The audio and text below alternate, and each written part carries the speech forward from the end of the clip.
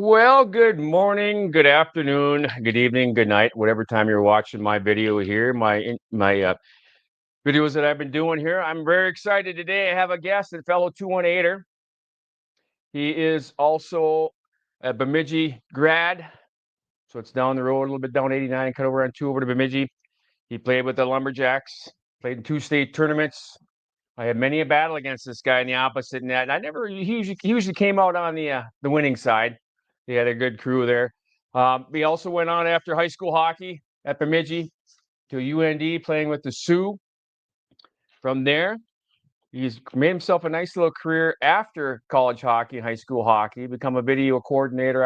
I guess the correct thing about what he does is he's a NHL Telestration Producer, analyst on Inside the Coach's Room, former NHL Coyote team video coach, hockey analyst at ALLCITY, and most of all, he's a former goalie for the Lumberjacks at Bemidji and also a former Sioux goalie. I'm sure there's other things, other podcasts and things we'll talk about that I forgot, but I wanted to keep it simple. I want to welcome in fellow goaltender and former Lumberjack Steve Peters. Sid, what an introduction, Sid. I would tell you that's a couple of old goalies from northern Minnesota. This could get ugly, buddy. This could get dangerous. I appreciate the kind words, Sid. I didn't know. Well, I know I missed a few things there, Steve. Oh, And buddy. It goes by. They call you Petey, but I think I used to. Did Yeah, you say Pitt? It was Pitt. Yeah, it used to be Pit Stop Peters. I was Pit Stop Peters back in Bemidji, and then that stuck. It stuck through college, Pit Stop, and then I when I moved out here to Arizona, kind of lost it, and it just became Petey, and now it's Petey. Okay, which I didn't like, by the way. I thought Pitt. I thought the reason they called you Pitt. I thought the reason they called you Pitt, Steve, is because when the puck came to it, just like you absorbed it, like yeah, stuck right there. Sid, you and I combined aren't as big as the goalies that there are out there today. Like we could stand on each other's shoulders and we'd be short. Yeah, no doubt. We'll get into that too, because when I remember playing you and playing against you in high school, you were like a water bug. You were like like Barry Sanders goaltending all over. But there's some pretty good goaltenders you're in the realm with. For smallish goaltenders, Carl Goering wasn't too bad himself being small. Did a pretty good job playing between the pipes. Kavalivog, another Bemidji kid, another little guy. Right. Yeah, that's right. Some little goalies. Corey Chakowski played at Duluth, another Bemidji goaltender, little guy. We had a lot of little guys in Bemidji. Yeah. We'll talk about Chico too, because he was a teammate of yours there and had to fill in for you there when you got hurt, from my understanding. So, but what I want to do, usually, is if you watched a few of these, and those that are watching here, pretty cash. We go back, and I go back in time, and throw some memories out and say, what can you tell me about this or that? So I want to find a couple things, particularly as a youth, that I did with Andy when I talked to Andy, is this facility right here playing youth hockey. I know you have a thing or two, or a memory or two about this arena here, the Nymore. Yeah, it's funny about that. You know what, Sid? It's funny, and I think that's one of the advantages that we both had up in northern Minnesota, was the ability to get ice. And you look at a city like Bemidji, Minnesota, it's tiny. We thought it was the big city back then, because what the hell did we know? Like, we were comparing ourselves to you and Roseau and Warroad and Baudette. And we're like, hey, we're the metropolitan area of Thief River Falls and Fergus. We're the biggest. But you go in, the amount of indoor ice that we had in Bemidji, Minnesota is equal to the amount of indoor ice they have in the city of Phoenix. And we're talking 5 million people. Wow. And so you look at the ability and the access that we had to ice when we were kids. I think, including yourself, whether we played inside or outside, we always had the ability to play. And Nymore Arena, we had the luxury as a high school team, and that's unheard of now. You don't see kids in the cities that have the ability to have their own locker room. Like, we had our own high school locker room inside the arena. We hung our gear and kept it there every day. Like, that was our rink. And I think when you have the ability to have your own rink, we could go there. And I know Andy said he had the keys, but I wish he would have told me that, because I didn't know we had access to keys like Izzy did up in Warroad.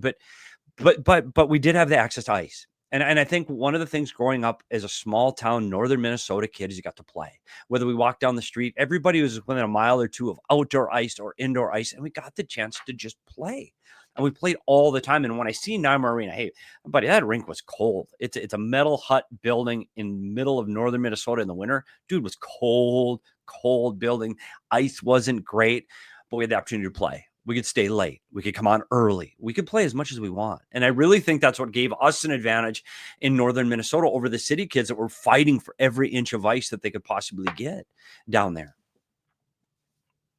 That's crazy to think now. Even now, Warroad's building another rink, so I think they're That's going insane, man. to. And Rose's got have 3. you ever been in their new building, Sid?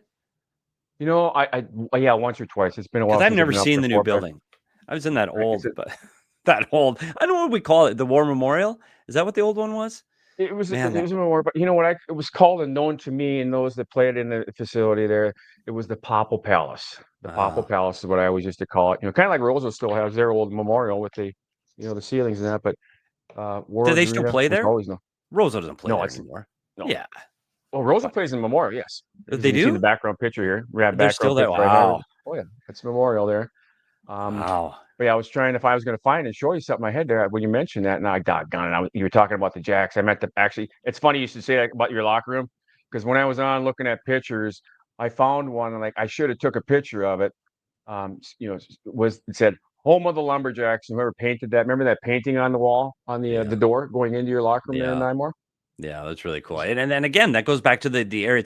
We used to have youth tournaments and stuff there, but we were fortunate enough that again, and that relationship ended with Bemidji State later. But we used to play all of our games at Bemidji State, and it's funny because we used to think that arena was wow, this is a big deal. Like you got to play at John S. Glass Fieldhouse, and you're like, wow, this is something. Like it was.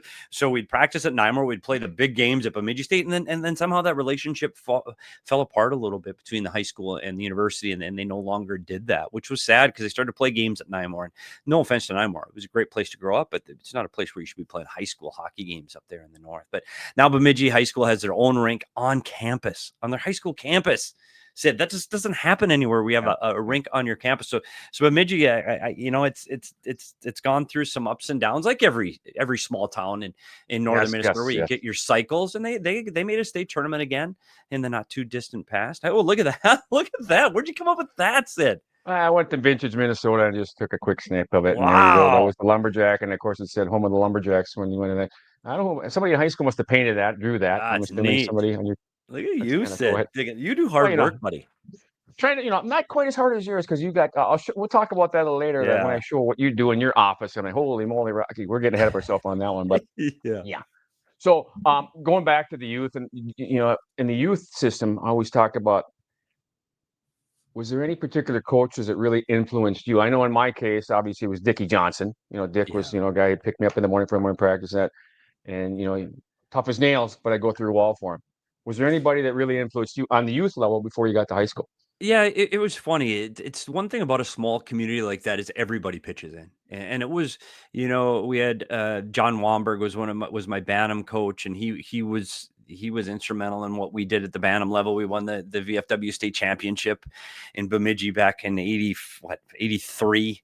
So we had some good teams, but I think it was just Donnie Miller was a guy that if you're Donnie. around hockey in Minnesota, you would know Donnie Miller if you're from the Bemidji area, and he continued to work with youth hockey for a very long time. And I think one of the things that you just get different in small town Minnesota is everybody's involved.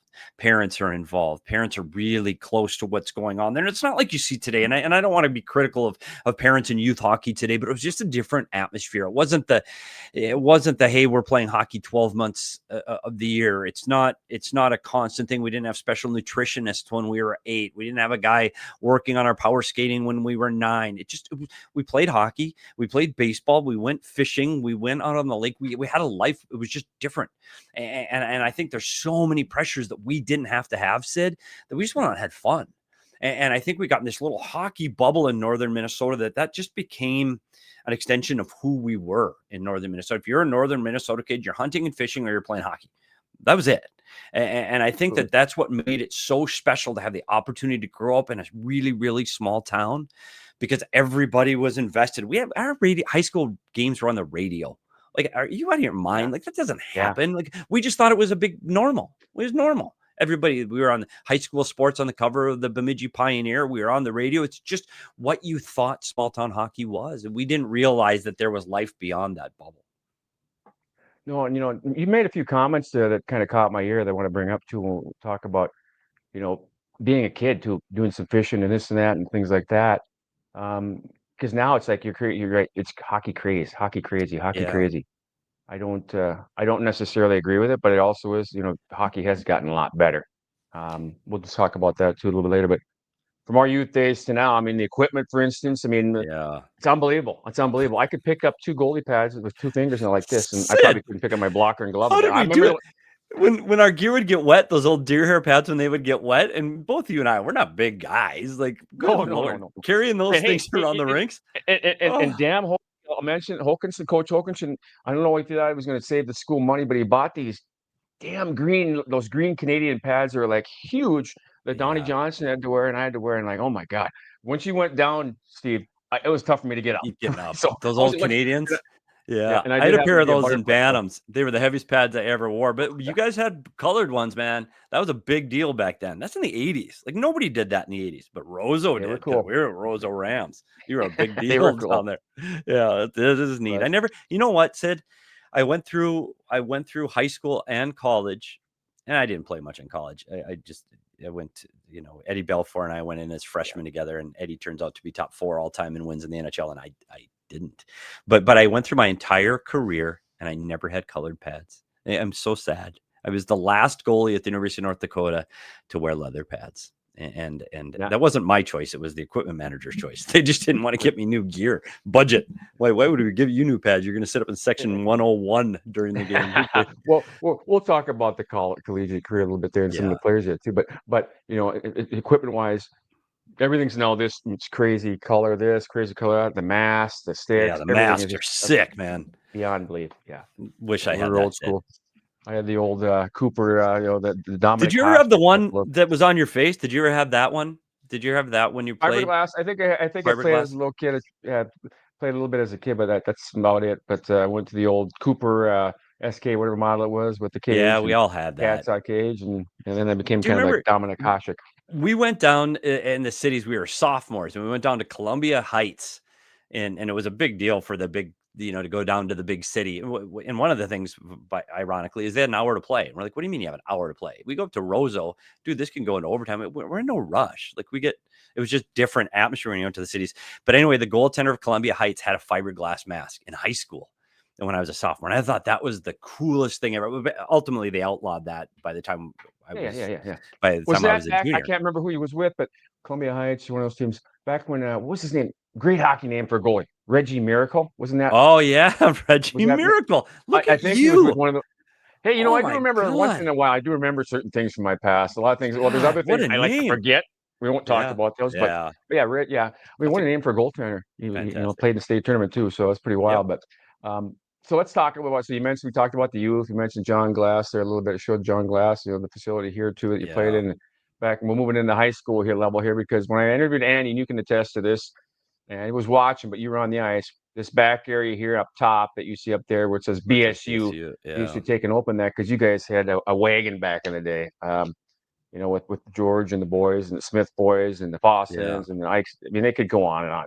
You guys had a good club. You were Yeah, for a a small wagon. town like that, the ability to put out kids that played division. Scotty Eichstead played at St. Cloud State. Darren Foss and myself and George all went to North Dakota. Tchaikovsky, Chico went to Duluth. Like, there was, out of that group, surprising number of guys that went on to play in college hockey. We had other guys play, like Sauer and Smith. They played in D2 and D3.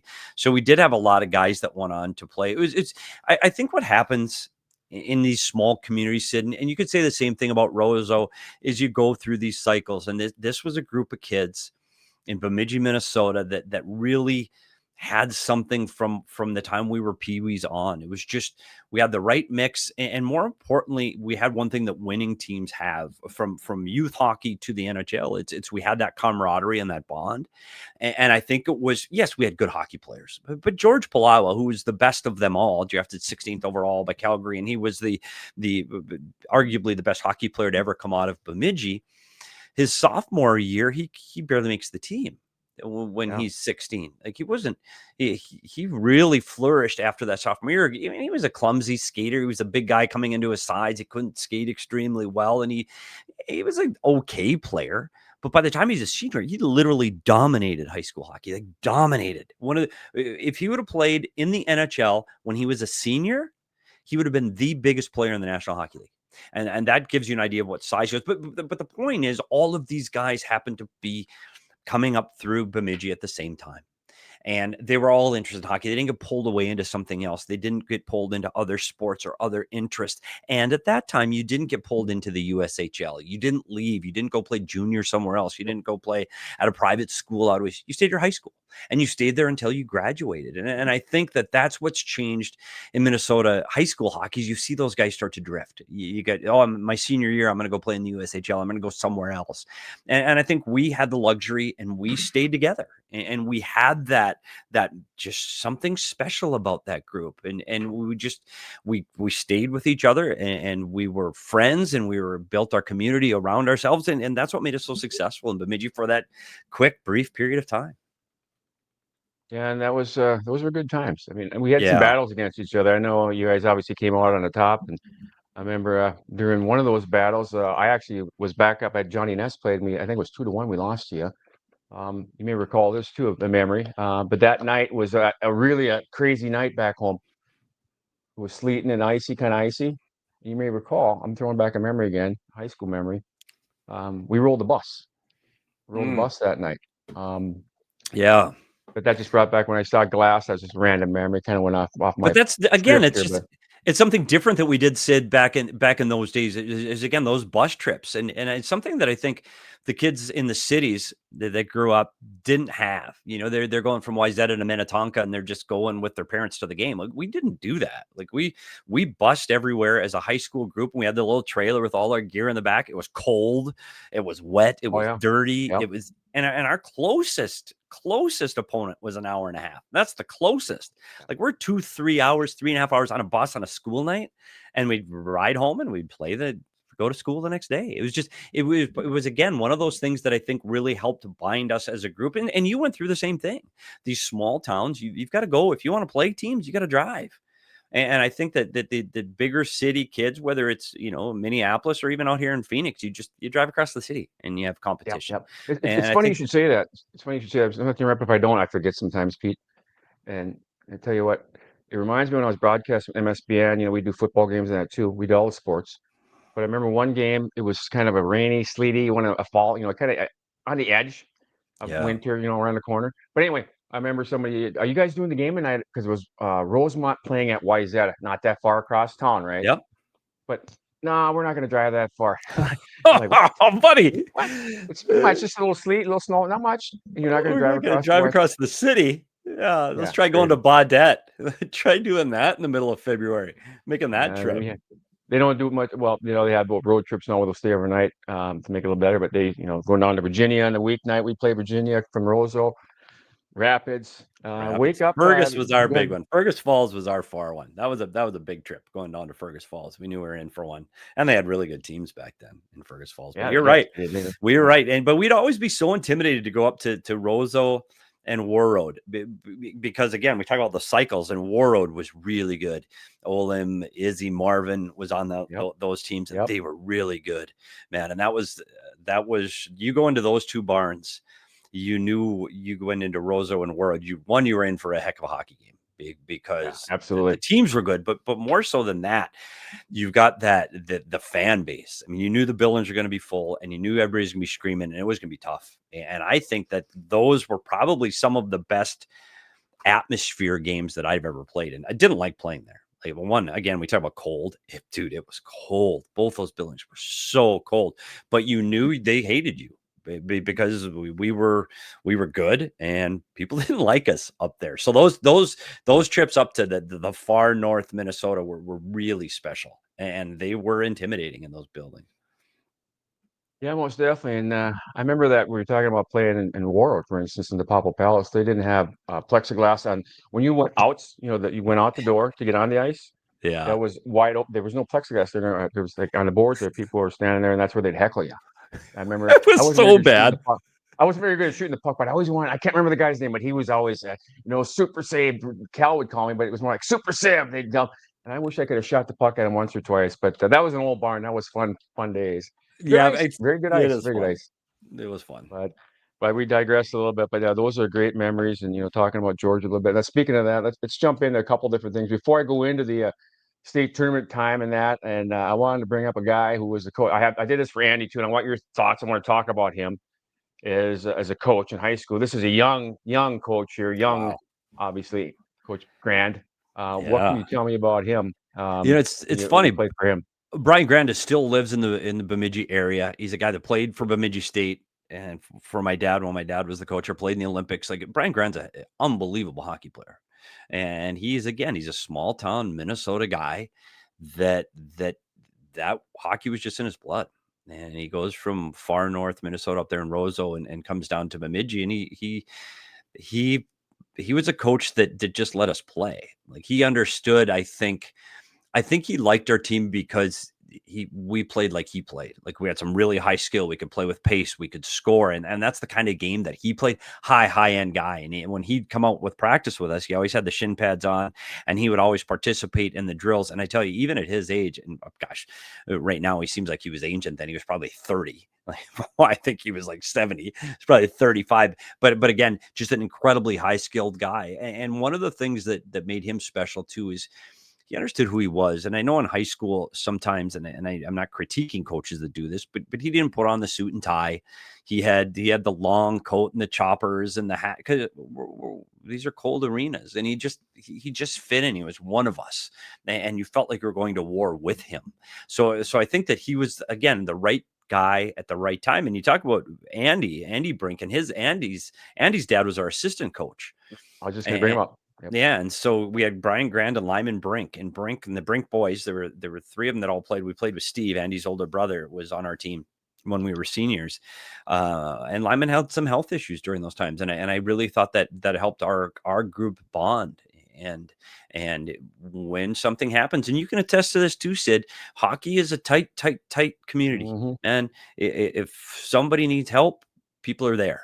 And I think having that to rally around Lyman, I think that was another good thing for our community and for our hockey group. Absolutely. So yeah, both very good coaches, and yeah, I can attest to that hockey community because it helped me out last year when I went through my battle with cancer. So we are definitely closely knit. So Yeah. that's a great thing about hockey. I mean, not that other sports aren't, but I just think hockey players and Hockey's hockey different. community. Yeah, exactly. Hockey's different. Sid. The people are different. The players are different. The community's different. I don't know if it's because they're really based from small towns or they have that small town unity across small towns in Canada and the U.S. It's just different. And I don't know what it is, but hockey people rally around hockey people. We see it here in Arizona. So it's not just small town Minnesota. It's really everywhere that hockey people, when something happens to a hockey person, the community rallies. And I am so proud and grateful that I am part of the hockey community and that I had the opportunity to be around all of these people for my entire career. Yeah, and you still are. So that's continue. We'll talk about that too. What you're doing. So let's delve into let's jump in a little bit. I want to talk about the coaches and the youth a little bit, and of course the old Barnes.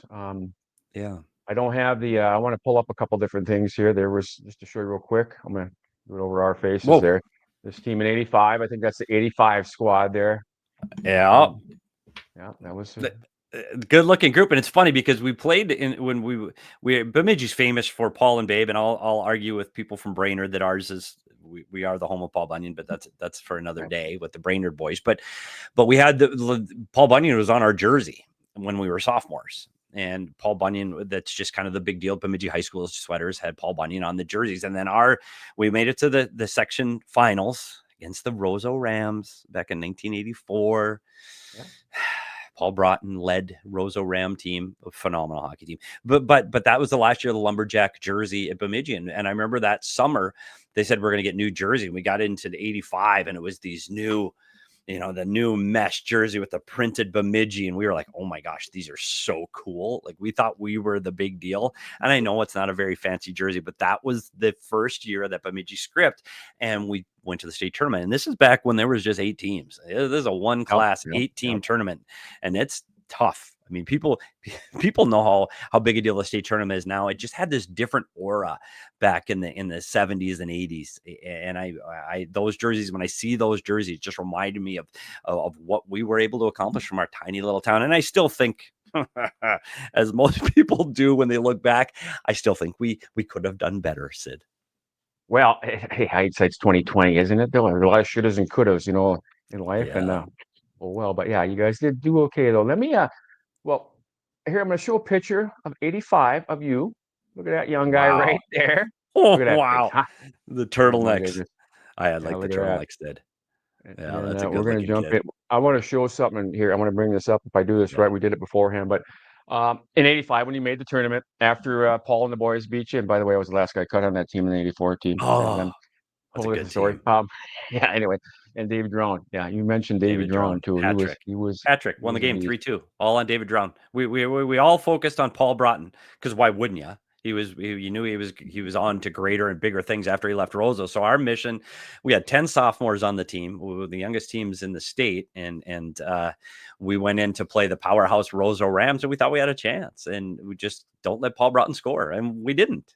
He didn't. David Drown with the hat trick, sending the Rams off to another state tournament. We just fell that short, just one goal short of 3 Boy, consecutive. and old Frustrating. DJ Donnie Johnson had a little bit to say about that too. Yeah, That he was very good. They're very good. I tell you, that Roseau team was good. yeah. Look at Okay, us let me talking old pull this time up. hockey, Sid. You know what, Pitt. Hey, I'm going to call you Living Pitt those actually, dreams. but Yeah, that's fine. You can I'm call me going to go Pitt. back. Living I'm those going back to the dreams. old nickname for those of you who don't know Pitt. Yeah, Well, Petey, Pitt. You can but call me was Pitt. I'm back in the fine. day known as Pitt, and that's how I Yeah. remember when I say Pitt. Steve, I say Dude, Pitt, that was Pitt, Pitt. 40 years ago, Sid. That was 40. We're those two old guys now. You remember when we did that? That was, Yeah, it's yeah. Well, awful. you hell of a goaltender. Mine is more like I should. I remember back when. No, no. Anyway, Oh, yeah. let me pull something up here see if I can do this correctly. I want to see if I can do this again. I'm Watch going to that make high sure tech, Sid. You can do it. split the screen here for you, and then let me put play. And I just want you to listen to this and just enjoy this interview. Into this tournament with the record of 22 wins and 1 loss this season, which could mean that he's a natural, or that he got an early start, or both. Tony Parker tells us Steve has had everything going for him in the goaltending department.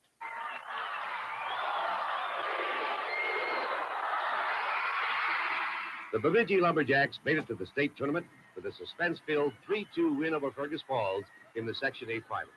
And goalie Steve Peters, who held Fergus off after his team took a 3-1 first-period lead, was mobbed by his teammates at the buzzer.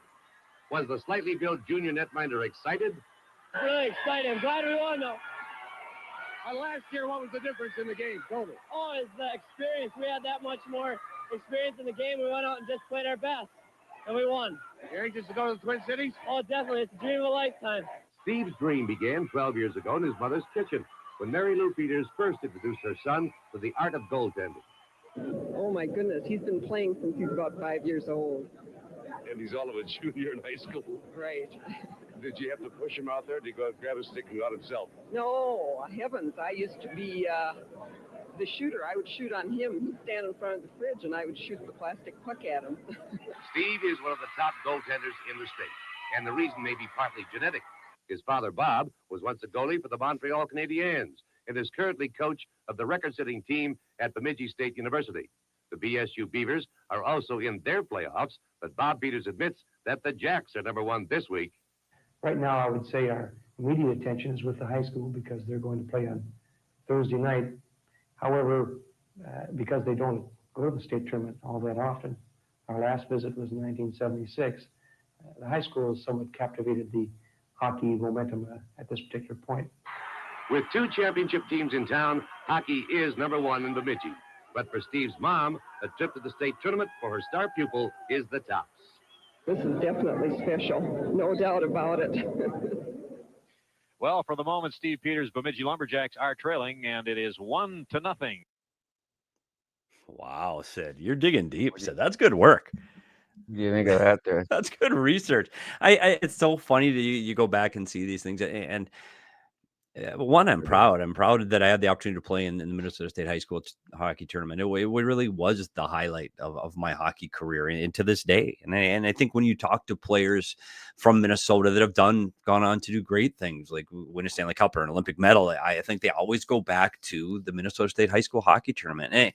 And even beyond that, Sid, I think it's something that you and I both experienced coming from those really small communities from northern Minnesota. There was just something that the whole community got involved, and it was the talk of the town. It wasn't just your little world inside your classroom. It was bigger than that. And we came home from 85 and we struggled. We went down there, we lost 2 games and came home in 85. But as we drove back into town, there were signs on the side of the road, and people proud of what we'd accomplished and proud that we had went there. And it was a real touching moment again to show how our community was able to rally around that, just this little hockey team, and special moments growing up in these small towns in Minnesota. I'm so grateful that that's the path my hockey life took. Yeah, I mean, it's pretty amazing to be able to have said I played in 2 state tournaments, and the career that you had up there. Because it's just special teams that come around. I mean, I still believe that, in Rose Awards, I mean, they may not win the tournament, may take another 15, 20 years, but there's always going to be that team like you guys had, and we've had as well. Yeah, It's I just agree. that special team, and you It guys are a cycles. special group. So. It cycles, and you know what? There are so many things that kids get pulled away to doing from now. And hockey right now has become a sport that's it's costly, it's expensive, and not everybody can participate like they'd like to. And I know in communities like this in Arizona, you see the cost of ice, and it's astronomical, and so you don't always see the best athletes getting the opportunity to play hockey. And that's one thing, again, in the small towns in Minnesota, we had that opportunity, and we had the opportunity for ice, and we had the opportunity for equipment. So I really think that that's one of the things that made us a special time to grow up in northern Minnesota. Yeah, absolutely. And you make a couple of good points again. And actually, I want to bring up something. I saw this. I think it was Ken Hodge Jr. He's not junior. I don't think he goes by junior, but Ken Hodge. But Ken Hodge, the younger one, the son, was talking about, there's so many academies and there's so many this or that, Yeah. and the kids are just really entrenched in the sport and not doing anything else. Because I think he said one time, he goes, they play like 20 games in the summer, and then whatever in the winter they play just as many as NHL did, AAA. Yeah. He was talking to one kid. He says, "Hey, how many times you been in your pool?" With that, Boston accent. "How many times you been in your pool this summer?" "I don't know, 2 or 3 times." And he said, "Well, this was like late August when I asked him this. Not Yeah. being a kid, he'd get a pool in his backyard, and then him going out swimming, being a kid with the buddies." So it's definitely changed, and of course the cost, and that's a whole different topic we can go on. But yeah, it's pretty crazy the way things and times have changed with regards to the way it's become. But it's spread. Hockey has spread, and I think we're kind of getting ahead of Canada too. Talk a little bit about that. Yeah, let's go USA. Let's go, buddy. Exactly. So Exactly. so anyway, so that year, you guys ran into Bemidji, played Burnsville. It was when Burnsville. Gorger was there, and they won the title, and Luck Crip was there, the Luck Crips and that, and they had a wagon too. I mean, they had a great team. They Bloom. I did. think Bloomer was on that team, or Yeah, he am I was. incorrect? But yeah, it was a Yeah, good it's funny year though, for them. and one of the things that and these are those woulda, coulda, shoulda moments that you have as old men sitting talking in a bar, and you go back to the 1985 state tournament, and again, this is where I can't believe I'm doing this because I am that crazy old man yelling at clouds. 1985, we were the late game. We were the 8:00 game on a Thursday night, Yep. and that's late for a high school kid, even if you started on time. But the game before us was Minnetonka and Bloomington Jefferson. And it went into overtime. And I will say this, I will go back to 1985 at 7:30 p.m. The Jacks were ready. We were quiet. We were in the locker room, and we were ready to play. And you go out in the hallway, and this was the Burnsville Braves. They were the #1 team in the state. They were very good, and they were screwing around in the hallway. They were out. They weren't appeared ready. They didn't appear ready. And so I thought, gosh, we might be able to sneak up and get these guys. But Minnetonka and Bloomington Jefferson ruined it. They went into overtime. Yep. Then they went into every second overtime. Pitt. I was going to say you're getting ahead of. Yeah, you beat me to the punch because I was going to say it wasn't just overtime. How many No, was it? buddy. 3. And it got to the point after 2 overtimes, they finally go, okay, we got to get this next game going. We started playing after 11 o'clock at night. 11. We were 17, 18-year-olds. We dude, like that was late. And again, excuses. And it's funny. I've never told this story before because no one's asked. We've never talked about high school hockey. First period, they had a kid named Steve Ferraro. And the dude could fly. Fastest. I thought he was the fastest kid on the Burnsville Brave team. Bloom was more of a big body, power forward, and Ferraro was their speedster. First period, 0-0. He gets a breakaway. And in my head, I go, if I can stop this, this is going to be a big deal. This is going to be the difference of this game. Breakaway. And I don't know. I'd always played breakaways. I was small and quick, and that was one of my, I thought I was good at it, but my feet I was nervous, and my feet just stuck. They just stuck. I couldn't move with them. And I dove back and slid with my open glove, hits the webbing, goes in. 1-0 Burnsville. Burnsville goes on to win that game 5-3. I go back to that moment in time as a 17-year-old goalie in Bemidji, Minnesota at the St. Paul Civic Center going, if that would have just gone into my webbing instead of gone off my glove and in, maybe that turns the tide and makes the difference. I get the confidence and roll on instead it goes in, and I did not play as well as I could have. But it's those little moments because of Minnetonka, Bloomington Jefferson, and that missed save that changed the course of my high school hockey career in 1985. Again, everybody sitting there listening to this laughing. You know that I am the old man at the bar. I get it. But it's those moments that change the trajectory of your career.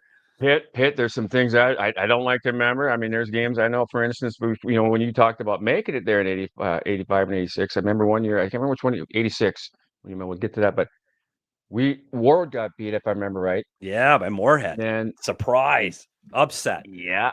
And then we were looking past them thinking, okay, we're going to give Bemidji. And then I had an average game. I wasn't on my, had to be an A game, right? Yeah. And we got beat. And then you guys went on and thumped them. We thumped 86. them. Yeah. But I think we would give you a hell of a lot better game. We would have given you a hell of a lot better game, I think. We were all excited when Warroad went down. Warroad was the top team in Section 8 that year. And when we heard they lost in the quarterfinals, we were like, are you out of your mind? And you talked to Izzy, and I know Izzy Marvin's still very involved in hockey in northern Minnesota. You talked to Izzy Marvin of the Warroad Lakers, the Warroad Warriors back then. And he says that's one of the most crushing moments he's ever had in his entire hockey career, was that they did not win and go to the state tournament in 1986. Yeah, and then it messed with my mind because I was thinking ahead. Yeah, exactly. That's a big part of sport, especially as a goaltender, because we're goofy as it is. Our minds, if he's thinking that any little thing will make a big difference. But going back to that Burnsville team, even if he didn't score, I mean, look at that squad there. Yeah, they were good. They won the state tournament. They go on to win. They were really good. Finnegan, I mean, the best name in hockey. I love saying that name. Hermie Finnegan was on that team along with Don Granado was on that team. Donnie Granado, yep, you got that, you bet. And Osiki won.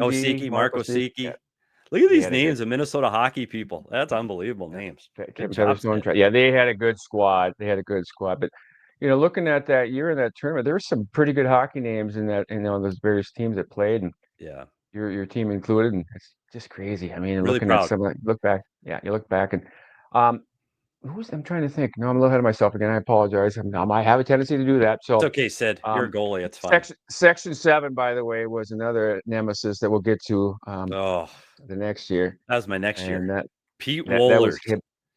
That was the goaltender. I think wasn't I don't know on that team. Yep. He was. Goalie? Yeah. But Pete Wohlers, the one that scored on me in the Hibbing game. We just beat Hibbing. Like, we just beat them at the end of the season. I had knee surgery. It's frustrating. Hibbing, Section 7, and that was this year. Look at that guy. Yeah, a little different, pretty similar. Still got the turn-lek thing going on there. I did turn-leks. Yeah, my whole career had the turn-leks rolling. Yeah, and that's the squad right here. 1986. That's the wagon there. That's the Lumberjacks. That was a wagon. We're a wagon.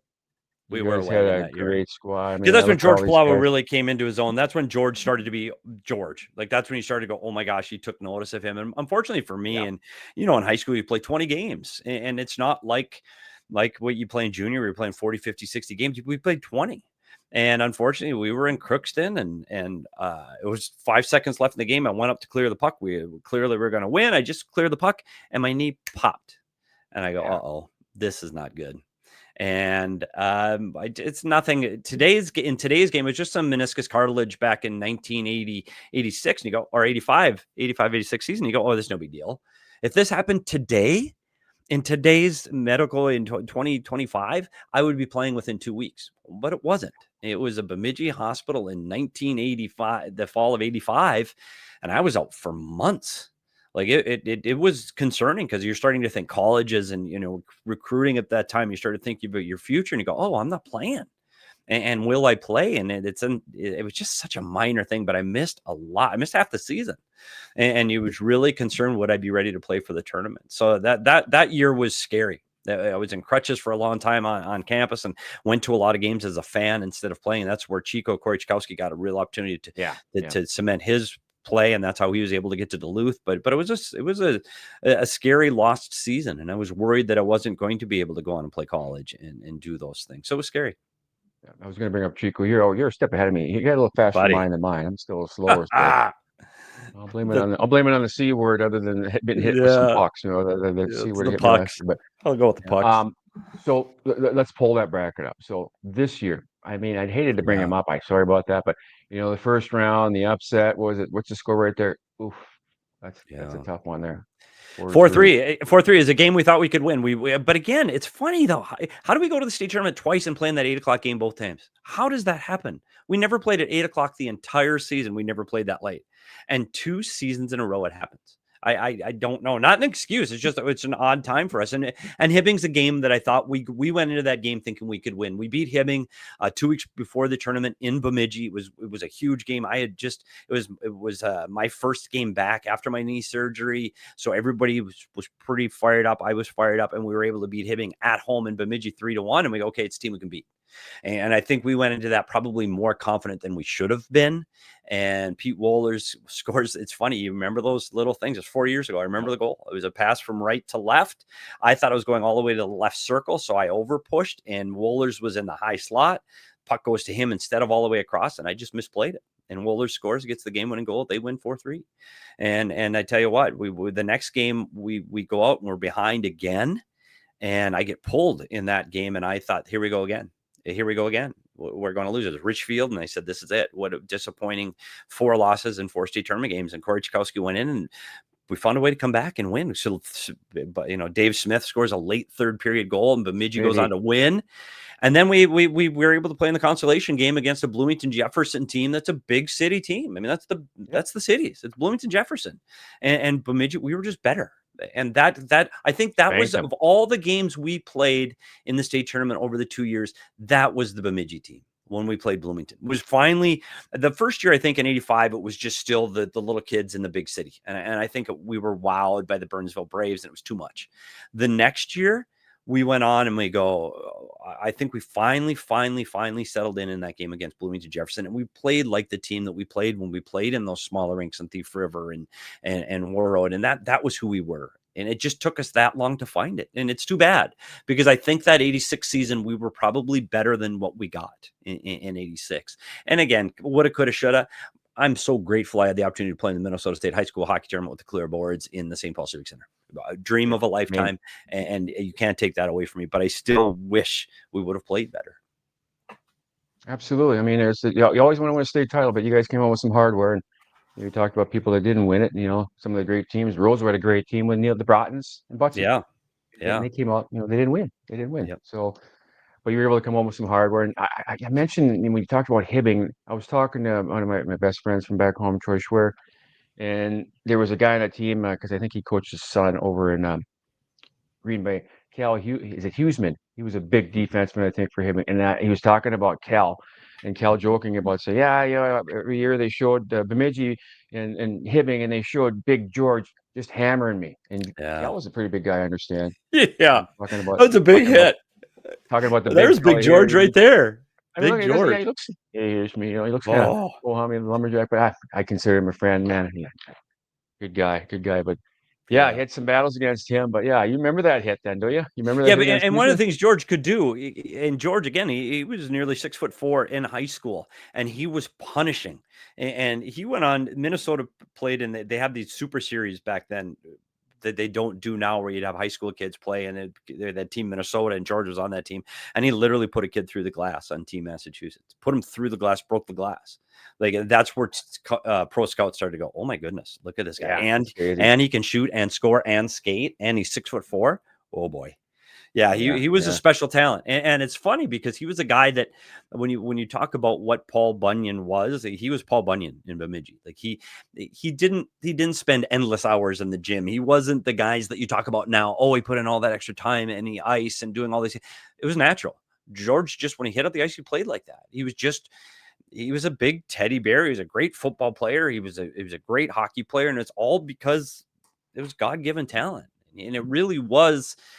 It was sad that we never got to see what he would have become. He was going to play. He went to North Dakota. There were 3 Lumberjacks that went to North Dakota on that year. And that was the year that the North Dakota Fighting Sioux were the #1 team in the country, with Tony the Hercus Circus and Bobby Joyce. And their winger would have been George Pelawa.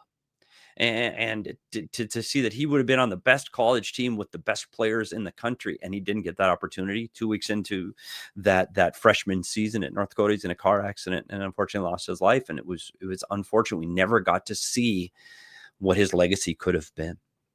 Yeah, I mean, that's one of those shoulda, coulda things in the past, and it's sad to say I miss the guy. Still think about him, and consider him a friend. He wanted me to come down and play baseball with him in the summer. I think we have to do baseball. And mention, I mean, the guy was an athlete. He's unorthodox swing when he swung the bat, but when he connected, holy moly, Rocky, it was a. But he did everything there. Great. I got to bring up a game. I don't know. I think I talked to Andy about this when we interviewed him, but you remember when we played you guys at Memorial, and Dion Gunderson was on our team. Were you on their team when we played you at Memorial? Yeah. He hit Dion Gunderson with a blind pass in front of. I don't remember. I think it was in front of our bench, but it was a blind pass, and he hit him. Boom! He was knocked out. I thought he killed him. I absolutely thought he killed him. And I laugh now. I shouldn't laugh. That's terrible. Sorry. Well, it was a clean hit. Today, today it's a penalty because he hit a guy too hard. But I got to tell you the story again because, you were part of it. I was part of it. We were playing against each other. And on the team were the Helgesons, Pete and John at the time. Yeah. Bruce, the older brother, had, and the Helgesons owned the Helgeson Funeral Chapel. And they carted Dion off into the locker room and on a stretcher, laying on the training table. He wakes up. Both the Helgesons are perching down on him, and he wakes up. I'll paraphrase, of course, for the holy, what? Am I effing dead? He thought he was. That was talk about. I mean, he knocked him out clean. He was like out, and I did swear he killed him. And the first guys who woke up see were the funeral chapel directors. Can you believe that? I told that story to the Calgary Herald guy when it was the 25th anniversary of being drafted, and he said that's how George was. I can't imagine being that big in high school. I can't, because in high school, I mean, you're playing against, like, you could be playing against 15-year-olds, and they're just these little scrawny little freshmen at times. And he was a man, and it was honestly, it was scary at times. Like, oh my goodness, George, please don't hit him. Please don't do that. Yeah. Well, also on that 86, it was 85 squad or 86 squad. When I throw the picture up, there's a guy in the middle with a big funny smile. Yeah, big Gary Matthews. You had a couple big boys on your squad. Yeah, we did. Obviously, it was a big team. It was a big fit. I tell you what, we grown big up north. Those big northern Minnesota kids. I think Gary had a goal in that consolation game, maybe, but he said it was like an NHL type slap shot. He just ripped the top of the circle and beat the goallie for. Sid, I wasn't sure I was going to remember all this stuff, Sid, but thank you for taking me down memory lane. I don't know. I'm not sure if anybody wants to hear Bemidji high school hockey stories, but I tell you what, it's been fun. I haven't thought about some of these things in 40 years. So I appreciate this. Sid, thank you, my friend. Well, that's why I'm doing this, because, there's guys. See, I never mounted anything. That's okay. I mean, I don't. That's fine. But there's guys like yourself and guys, interviews I'm doing to bring back people that I grew up with and grew up watching, grew up talking about. That the young people now, the people that are up in the 2 and 8 area, around the area, the Roseville's, the East the Bemidji's, I'm gonna get over to I Falls at some point too. But I'm doing Warwick that they may not remember because they weren't even around. Younger, maybe 30 some years old now. They're 40 even. They don't remember these. Yeah, it's kind of. I'd like to go back, Sid. I think that's something now we're coming up. We're 1 year removed from what is it? The 30 years, 15, 40 year? Jeez, Louise, it's the 43 reunion from the 86 team next summer. Good grief. Yeah, that would be something I'd like to see if we could get that group back together. Sid, maybe this will be the catalyst. There you go. To get us all back together. Well, I think you guys are still legends. You guys are still legends up there. That 85 and 86 team. So, yeah, that's just. I think you should do that. That'd be great. I'm sure they'll honor you. But let's move on. Let's move on with the high school, because I know I could talk all day about the memories of Bemidji Lumberjacks, Rosa Rams, Ward, all these squads, playing against each other. But I know after that you moved on and ended up playing for UND for the legendary. And then before I go, I'm going to mention the coaches. At UND, your freshman year was 87, 88, if I remember right. Is that correct? I think 86, 87. I was a redshirt freshman, 86, 87. Okay. Yeah. Okay. But the 4 coaches, the head coach, John Gino Gasparini, assistant coach, Dean Blaze, assistant coach, Frank Serratori, assistant coach, Kerry Eads. Talk about some hockey names and hockey coaches that you had, the tutelage, those players around. Can you, it's unbelievable. Coaches. It is funny. And John Gino Gasparini, a kid from Fort Francis, Ontario, across the river from I Falls, it was tough. Like, he was a tough tough coach, no nonsense. But this is a program. I mean, that's one of the blue blood programs back then, and still today. We didn't have the beautiful arena that they played in back then. But that was an exceptional coaching staff. And you look at what Dean Blaze went on to do in hockey. And you've seen Kerry Eads up in the Warroad at northern Minnesota area. Now he's the GM of the Fargo Force and still involved in hockey. And it's funny. I think I just ran into Gino and Blazer this year when North Dakota came down to play the ASU Sun Devils. It was an experience. I mean, I think a lot of kids have a difficult time adjusting from high school to college, and I was definitely one of them. I think today's youth go from high school to junior to college. I thought I was going to make the jump, and I probably made a big mistake by not going to play in the USHL back in 1986, which I think really hurt me in the long run. But being a part of a big program like that was really exciting from the small town of Bemidji. Yeah, I mean, I look at some of the players and some of those squads. Let's look at that 87, 88 team, for instance. I mean, I look at that. I talked about the coaching staff. Johns, who played there, Steve Johns, he had Stevie 85 Johnson. points that year. Yeah, Johnson, Grand Forks. I think he's coaching now at UMC. If I maybe correct me if I'm wrong, but I don't know where he went and go coached all over the USHL for a while. I don't know if he's still coaching or not. I don't know. But I look at some of those names, and one name I didn't. A couple names actually, I should say. Gary Volk and Murray Barron were on those squads. They had pretty nice careers in the NHL. Maybe not been high-end scorers or this or that, but their name, they played quite a few hundred games. And then, of course, some locals, too, down the road. I hate the evil neighbors, I jokingly call World, but you had Shane McFarland and David Izzy Marvin. Yeah, I forgot about Shane. I tell you what, it was something about that community there. And I do jest a little bit. I didn't play much. I went in with Eddie Belfour, and I just didn't play that redshirt freshman. And I never really regained my confidence. Again, I never got any bigger, and I was too small, and I wasn't going to go any further. But the relationships and the people that I got to meet in my experiences there through the University of North Dakota Fighting Sioux Hockey Club, it made it special. And you talk about those northern Minnesota kids, McFarland and Izzy. It's special. And I think that's one thing that North Dakota did a really good job at is it got all of these small town kids from across North America, whether it's northern Minnesota or across, Western Canada. You got all these small town kids, and it just felt like an extension of that high school. That northern Minnesota feel was carried over into Grand Forks because you had all these small town kids. And face it, Grand Forks is a small town.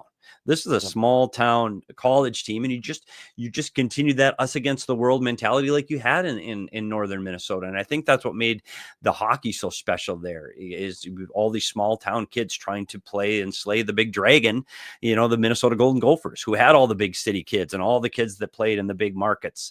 And I think that made that rivalry for those 4 years was one of those things that just you got excited about every single weekend is when the Fighting Sioux got to play against the University of Minnesota Golden Gophers. Two great programs playing at the best hockey of their careers at that time.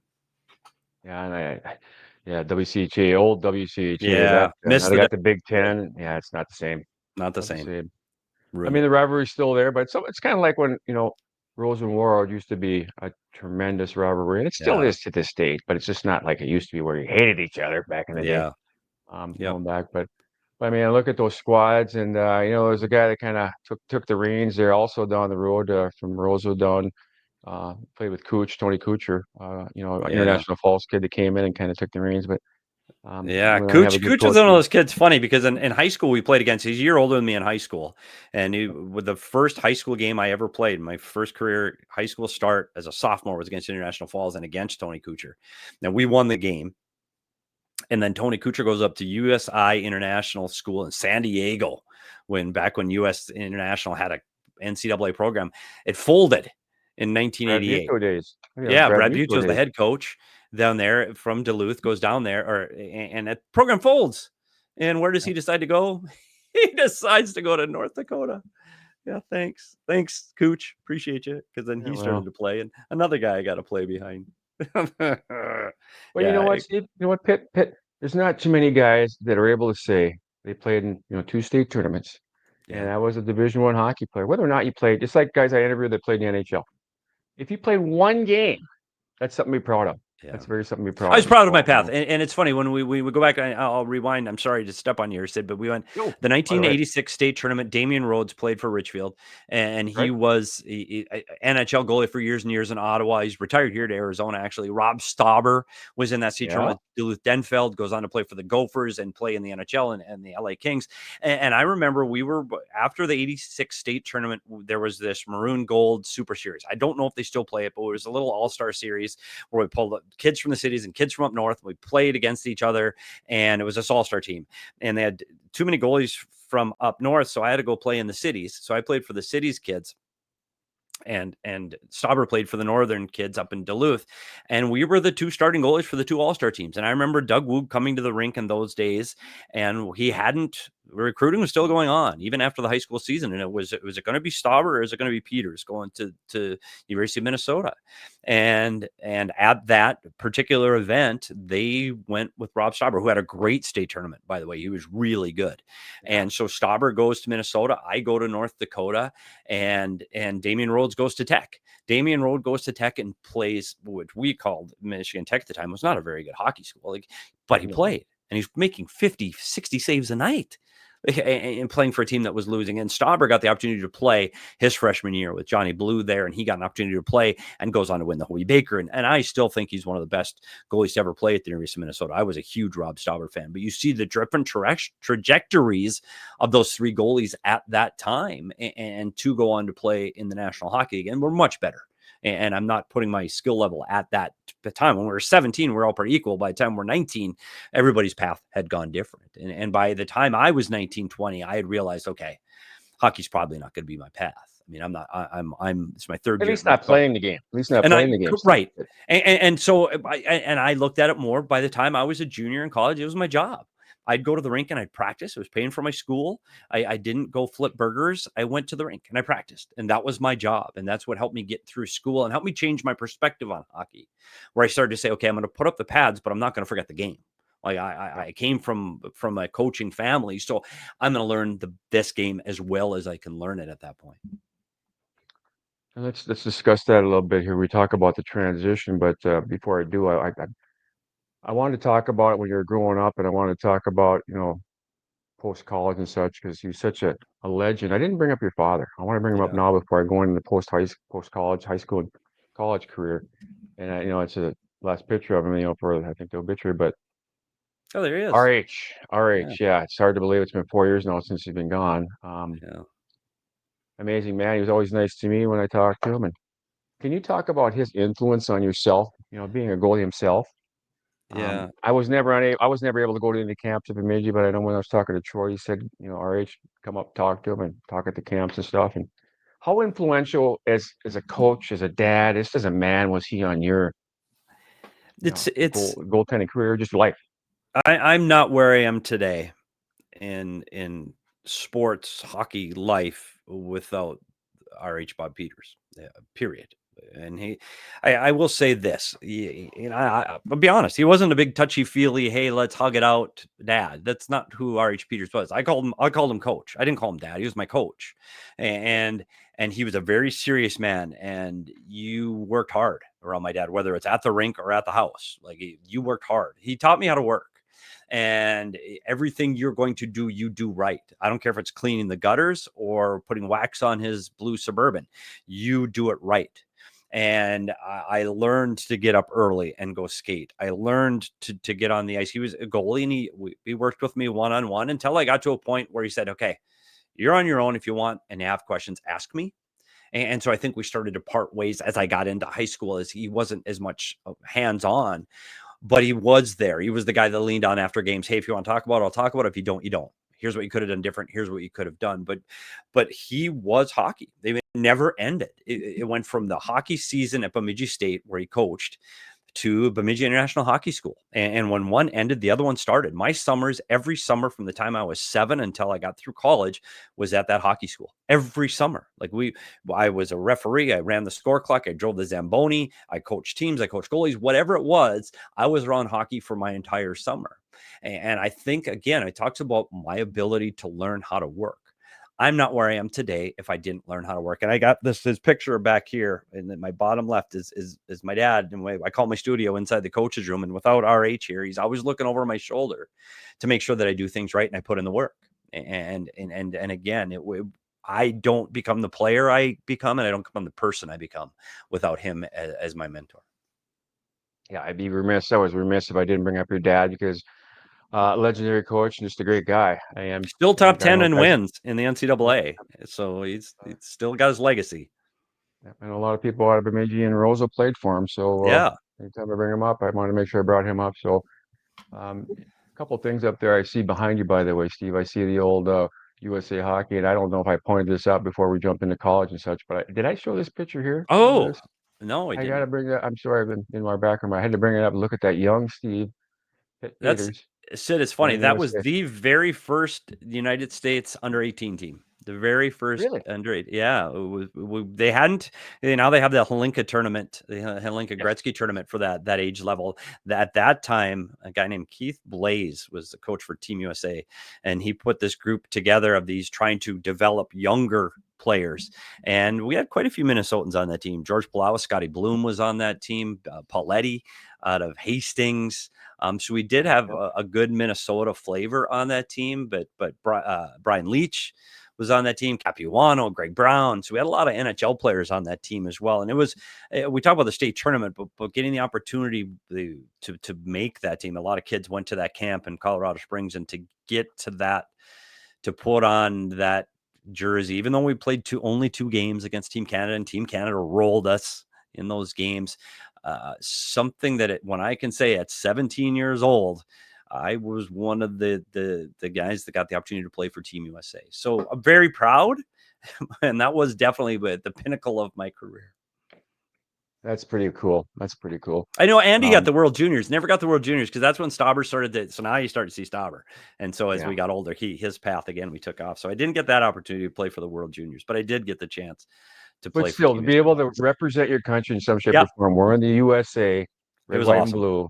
That's awesome. Yeah, that's pretty damn cool. So, I don't know when this happened or what years it was, but before I jump into the post playing, but I see another one up there. Can you bring up a little bit about over the right shoulder, the one year you did in fact play with the Lakers?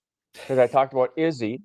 So and some of those guys. So can you talk about the experience down in the pads for the I tell you what, famous Lakers. My last year at North Dakota, I took me 4.5 years to graduate, so I was out of eligibility, but I still had some school left, and I wanted to play.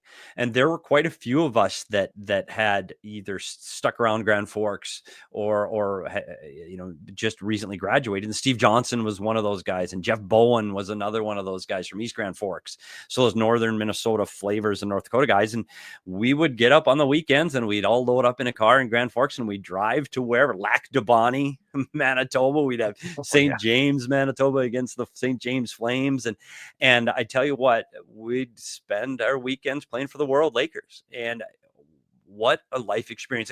Going from North Dakota, where it was serious. I mean, it's serious Division I hockey, and you go to the World Lakers, and I will give Cal Marvin, what an exceptional human being and man, and how many kids got the opportunity to play because of Cal Marvin and what he put into that community and world and into the World Lakers. When you played for the World Lakers, it was a senior men's team. They were welders and guys working at the window factory, and they were just blue collar guys. But I tell you what, Cal made it feel like the NHL. It was incredibly well run. It was a fun opportunity. You were proud to put that jersey on. You played like hell. Might not be the most skilled guys in the world, but you worked hard. And it was exactly what I needed at that time in my life, to have fun playing hockey, because hockey was no longer fun. Hockey, as I said, was a job, but playing for the World Lakers, it was fun. What an opportunity. And I know they go on to win the Allen Cup a few years after I left with some of the same players, Johnny Hansen, another Fighting Sioux that went up to play for World for years. I owe a lot to Cal in getting the opportunity to continue to play, and really my last real competitive hockey for the Lakers. Yeah, I was remiss if I didn't bring that one up too, because I know we talked about prior and that experience, and I didn't have the roster from that team, but I'm sure there was quite a few characters on that squad. Oh, I wish I remembered more. I remember the stories, but some of them are not suitable for here. Yeah, you mentioned Hanner. I know he could put the biscuit in the basket. I Yeah, don't he was a think good player in that league. He He just was. didn't like school very much, I bet. So, but anyway, so But damn, I tell you what, those guys, I will say this about the World Laker and the Cash League, the Canadian Amateur Senior Hockey League, the only American team in the Canadian Amateur Senior Hockey League. Damn, that hockey was tough. Like you go back and watch some slap shot hockey and you see the fights that the Hanson brothers had, not too far from the Cash League. Like no, and it's funny you mentioned that, Stephen. If I don't jump in, I'll forget because I was yeah. on face. I do like these old hockey fight, our old hockey channel, old hockey fight. And one of the guys that was playing in that, I don't remember what team he was, but it was back in the old AHL, back in the late 70s, Yep. early 80s, that era. Andy Risto. Andy Risto played for I think it was St. Boniface St. Mohawks. Boniface. And Yeah. what a psycho guy he was. And I'm looking at some of the fights, but yeah, it was some tough It was hockey. tough. It was a really hockey. tough league. It was really tough hockey. I remember that you were going, gosh, I gotta go to work tomorrow. These guys, what are you doing? Like, lighten up. Yeah. It was unbelievable hockey. And again, it's just one of those moments that just kind of solidified that northern Minnesota small town mentality. And that's just how you played. You just played It's hockey kind of gone to the hard way. wayside now, and you don't have that anymore. It's a lot no check and this and that. But I remember skating. I filled in a few times when Tim Cortez, if you probably know Cordy from UMD, for the Bucks once in a while because I was in the cities. Yeah. Yeah, I mean they don't have any teams like that anymore. No more Parkers, no more Bucks, no more Spot Bar Duluth. No, it's just gone to the wayside because of no check. But I think guys just realize it. We played college, we played pro and minors. Why do I want to beat myself up anymore? Yeah, I don't want to get hurt. That's kind of what I got to, but anyway. Exactly. So I had to bring those up. I forgot. I wanted to make sure we talked about those days before we jumped into the post hockey. Sure. I guess first and foremost, what did you go to school for? What was your degree? I got a business as marketing. I got my degree in marketing, and it's back then. I picked my major on a day. They go, you have to pick your major today, and I'm like, it was my sophomore year, and I had no idea what the hell I wanted to do for a living. I don't know. That's still back when you have the dreams that I'm going to play or I'm going to be a head coach in the National Hockey League. So you didn't think, but I did end up getting I actually do have a college degree, Sid. So I'm educated, and I got my business degree from the University of North Dakota. The Harvard of the North. That leads me to this. I'm going to throw up a picture again. If I can do this a little bit better, I want to do this so I can screen this place. Oh, so yeah. So let's talk about how did that happen? Okay, did you just get thrown in there? This is an unbelievable story, Sid, because you said you had an internship at the Decathlon Club, the Decathlon Athletic Club and Hotel, right on the corner of the 101 and was it 94? Is it the 101 in 94? It was on American Boulevard, as it's called. So it was over by it's right by the Mall of America. Mall of America. Yeah. No water park because it's no longer there, but yeah. You could see the old Met Center from there. From our parking lot, you could look across to the old Met Center and see but we were just down the road from the Met Center. Like if you went down the back road, you were right by the Met Center. So we were right by where the North Stars played. When I got done with college, and I think this is the most difficult time for anybody at that age when you're just graduating college. You think you're going to start the biggest job and you're going to be in a career immediately and everything's going to be fine. Well, it's not that way. That's not the way life goes. And I think the hardest time for kids is their first year out of college going, what the heck am I going to be when I grow up? And that's where I was. Hockey just wasn't going to be my path, and I needed to have a job. So it's funny. There's one man that I have to really credit, and it's a former Minnesota Golden Gopher, and it's Murray Williamson.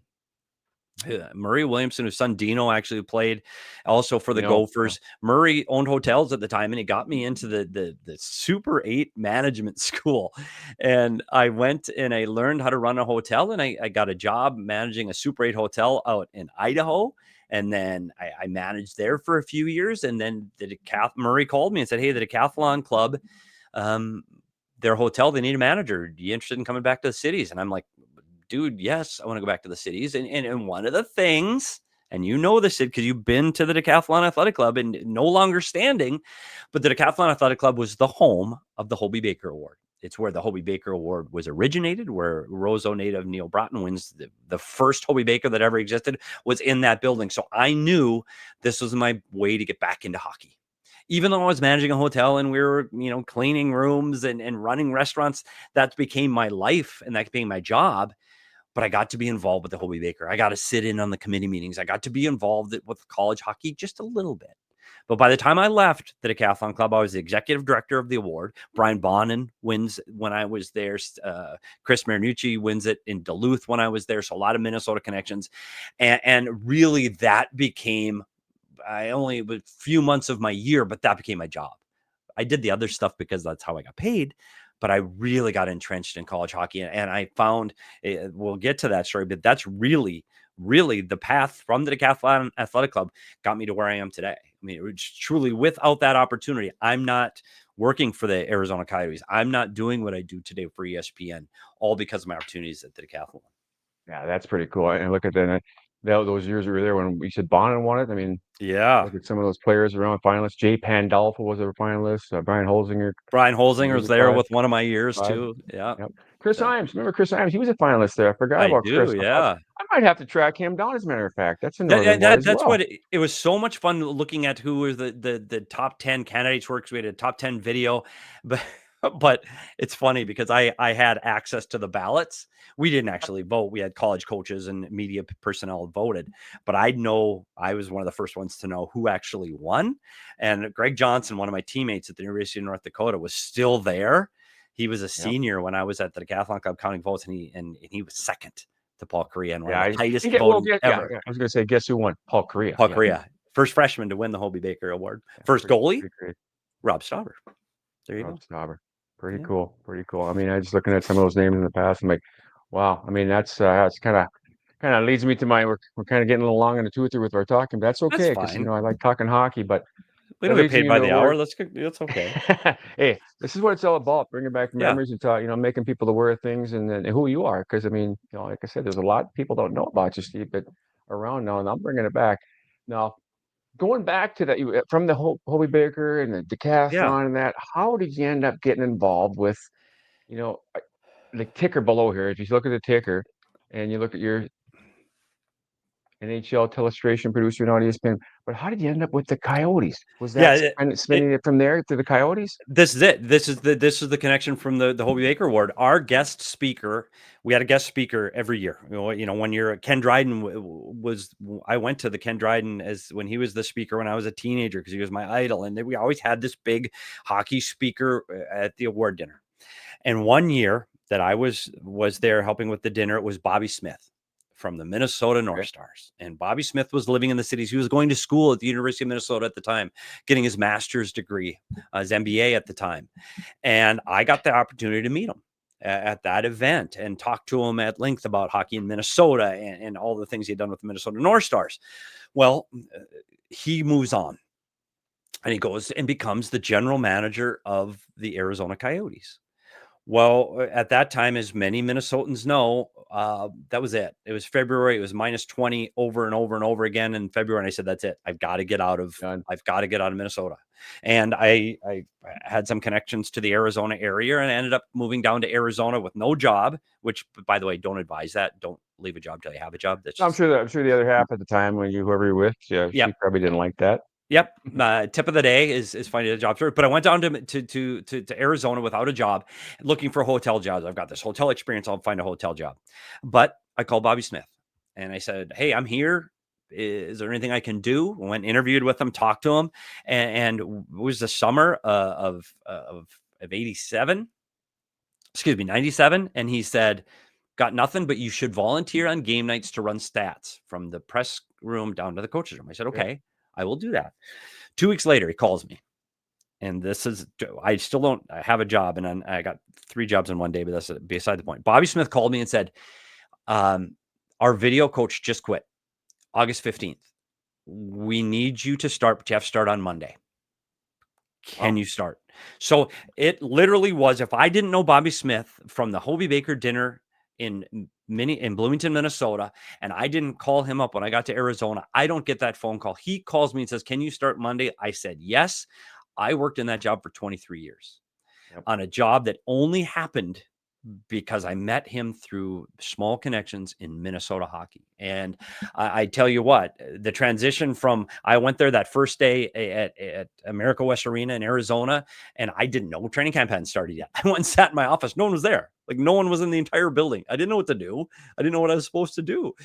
So it was just an unbelievable learning curve from 10 VCRs back in 1997 to my last game in 2020 in the bubble. When I had servers and decks and laptops and all this other technology. So that job lasted 23 years just from a happenstance meeting with Bobby Smith at the Hobie Baker dinner. That's amazing. You know, that's the relationships that hockey gives us. You know, some of the memories and relationships and its networking. You talked about Maury Williamson. I mean, look at all the hockey players like Larry Oldham that got jobs because of hockey and because of the connections. It's pretty amazing. I'm going to throw up a couple pictures here before I jump into something else talking about you're doing this. But I got to throw this up because you talk about throwing the pads on and just randomly, that's random. Sure. What's this all about here? That's Jason LaBarbera, who was the backup goalie of the Coyotes at the time.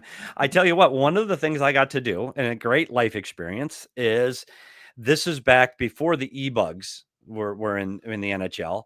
I was still moderately athletic back then. And Sean Burke was starting goalie at the time, didn't like to play on game days. He wouldn't take the morning skates. So I got to play.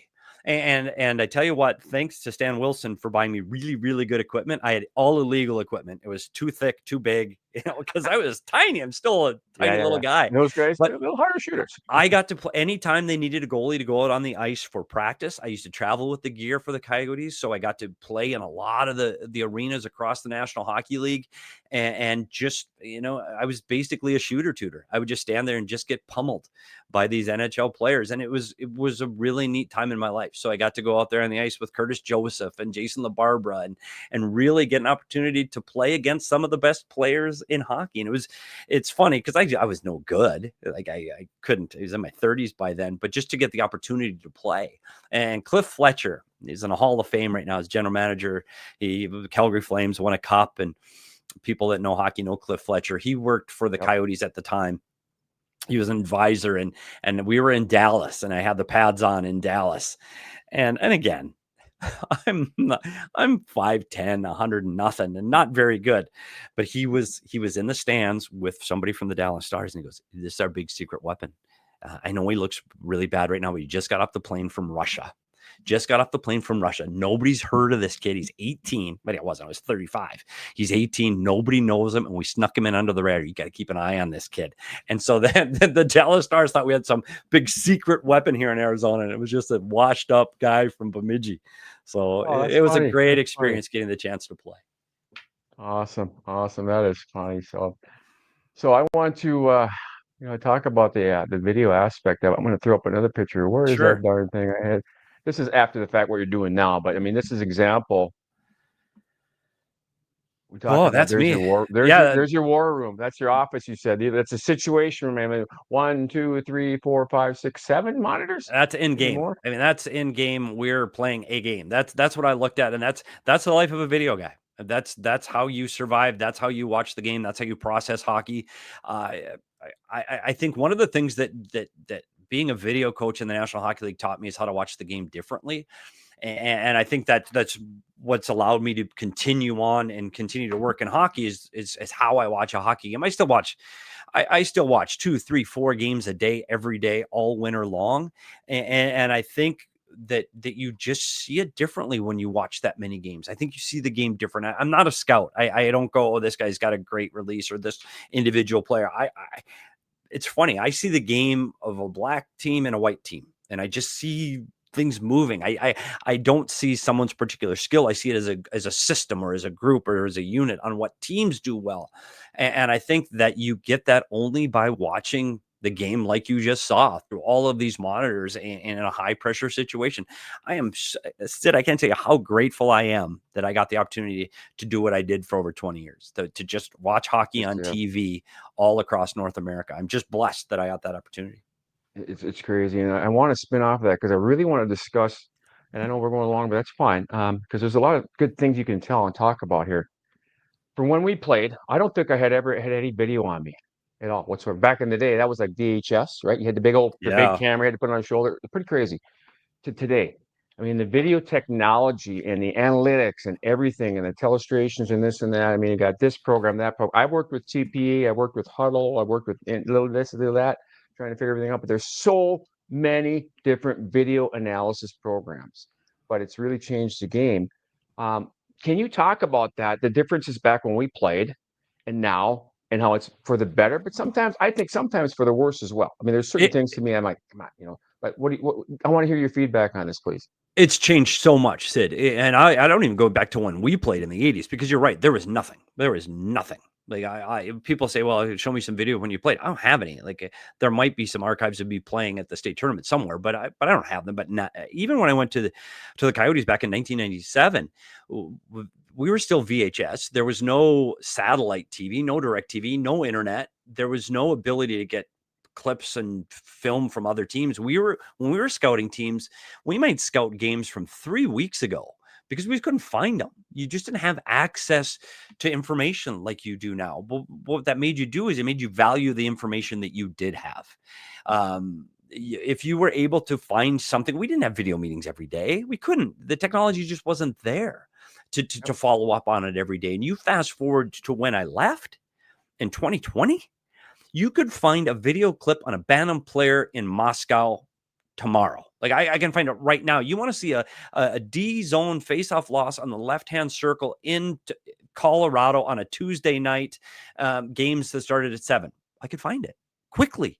And so what happened is the technology evolved. You had more information, but I don't know if that is always better. And you see these kids today are inundated with video and statistics and analytics. Back then you just played. You just played the game. Yep. And I don't know. Sometimes we call it paralysis by analysis. Sometimes it's too much. And I do see at the younger levels, because they don't know, the younger levels coaches, whether it's youth hockey or even high school, where you're inundating these guys with information and video.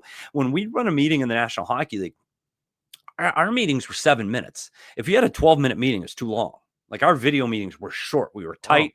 Oh. And I got to the point where I was running most of the meetings in Arizona by the time I left. And you just knew you hit the important points. You made sure you hit, we had 3 points maximum in a meeting. You hit them and you hit them hard and get them out of there. And I think what happens, I went to a high school meeting here in Arizona and they were in there for an hour.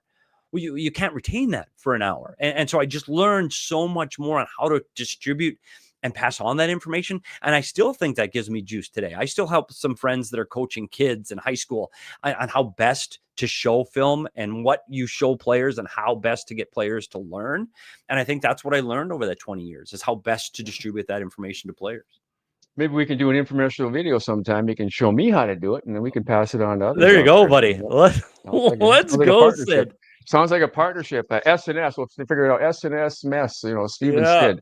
Something like that, whatever. But let's go. But no, that one thing you talked about though, the video, you see a lot of the video and all they do with their highlights. I mean, the one thing when I was doing video here, I asked the kids, "Well, did you watch this video last night? Did you watch the clips?" He goes, "Yeah, well, we watched a little bit." They did. I mean, we're changing the implemented where they have to, but most of the clips of these, they want to see their highlights. They don't want to see what they didn't do, right? Yeah. So I always see guys with the puck, but I like to watch when I was scouting, doing some scouting in USHL.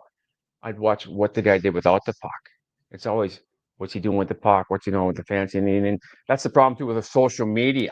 I mean, they see like Pablo, whatever the guy is doing, the whips, dipsy doodle, all this stuff. That don't happen in the game. You're not doing all that craziness. No. So it's funny. You talk about those things, and here's something I want people to see that I know that watch the Minnesota Wild, and you see the iPads on the bench. That's something that started in the later 20 teens where you started getting the iPads on the bench. And I want you to watch this because when you watch a football player like Tom Brady when he was playing, you look at the iPad of the play that just happened, and I know he's thinking about the opposing defense. You watch the players in the National Hockey League that are looking at the iPad. And I'm going to tell you right now, spoiler alert, these are the high-end players that just missed a goal, that either had a breakaway or a chance on a power play. They're not looking at systems or, hey, what could I have done better? How did I miss that shot? I'm telling you, coaches drives them nuts because all they're doing is looking, like you said, they're looking at their highlights. They're not sitting there looking, how am I going to beat this or that? They're going, how did I miss that shot? And it drove me insane watching players watch that instead of watching the game live. And I think there's a lot of coaches right now that feel that same way in the National Hockey League. Put the damn things away and watch the game. It's funny you should say that because, I like to watch Knuckles Nyland, Chris Nyland back in the Yes. day, right? Knuckles hates the iPads, hates them. And, I won't say what he says about them, but he hates them. He says, I wish, just throw them away. He does not like them one bit on the bench. He goes, it ain't what you did wrong. What are you watching it for? But anyway, that's a whole different topic, like I said. But going back to the video, one guy I want to give kudos to, and I hope to get him on the interview sometime, but, he's always busy. He's got busy. Is Eats, because Bob Anakabi lives in town. He's from Warwood. He played with Osh that year that they won the state tournament. They were undefeated. Great, phenomenal team over the world. He said, Eats, and that was back in the VHS days too. He would have a system implement, and these guys are watching. Have them go to the library, check out the Bob. Here's your clips. I mean, that's thinking about the old days. He must have put a lot of time and effort back. You go back that far. That's impressive. And I think that you get different perspectives on video, on how different coaches run their video systems. And you go back that far. And if you wanted to be elaborate on VHS to VHS, first of all, the quality was horrific when you tip from tape to tape, and you just lose quality every time you tape it. But that's how I started in North Dakota. We talked about the year I was going back and forth to Warroad with the World Lakers. That's what I was doing in North Dakota with Gino. I was doing the video for the Fighting Sioux. And I tell you, that's where I first got the bug, applied to every team in the NHL, and got 3 letters of rejection, which I keep in a drawer.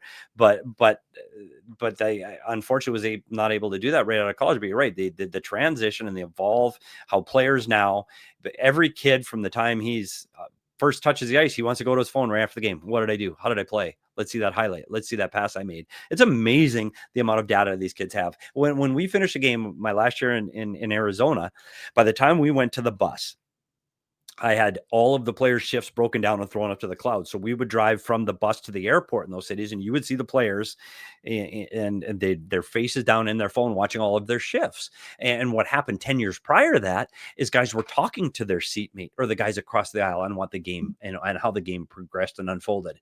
And now everybody's just focused on their phone. You lost that intimacy and the communication between the players on what happened.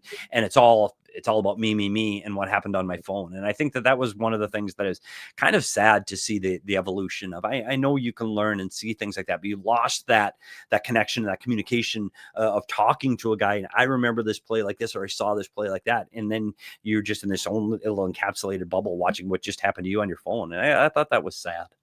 And I think, Steve, that's just in general in terms of society now too, where you got these kids nowadays, they're always constantly on their phone, constantly down there. I mean, I jokingly, when I see a bunch of people in the same room together and they got a phone they're looking at, say, hey, you don't have to text them and talk to them. You guys can talk to each other, right? Right there. I joke, hear you, buddy. It's true. It's gone crazy.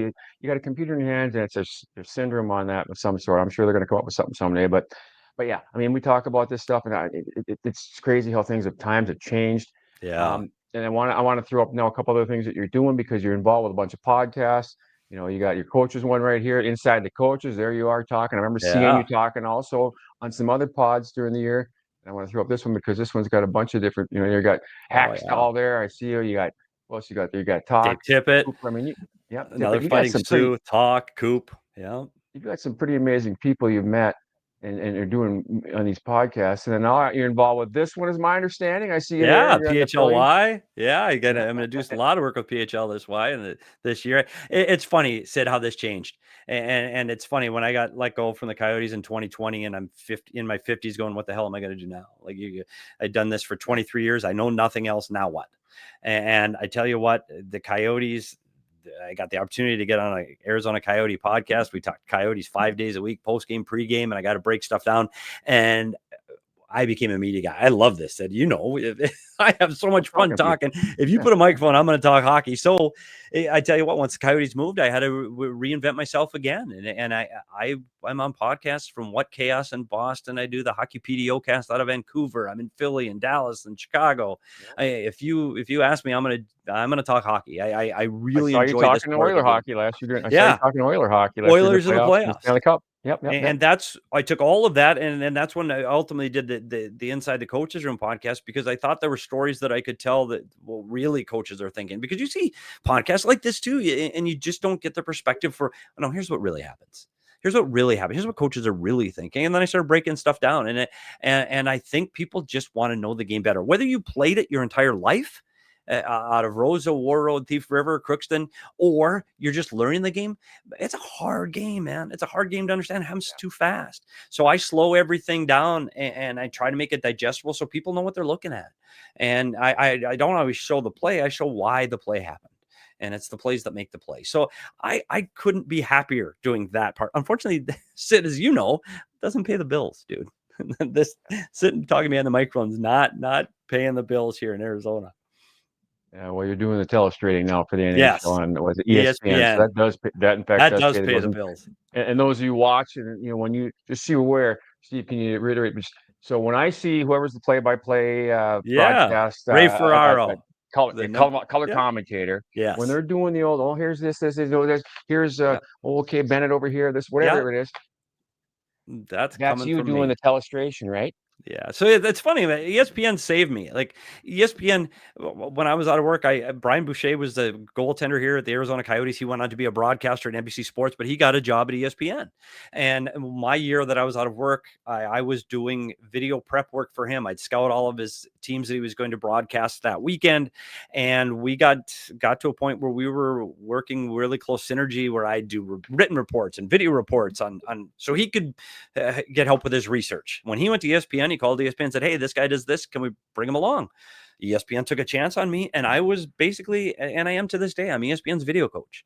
So I break down all the games of when you see the big game of the week on ABC, Pittsburgh, Boston. I've been talking Pittsburgh and Boston for a week. I watch all their video. I break it all down. I send it to everybody in the truck, the cameraman, the talent. Everybody knows what to look for. Why is the team scoring? Why are they not scoring?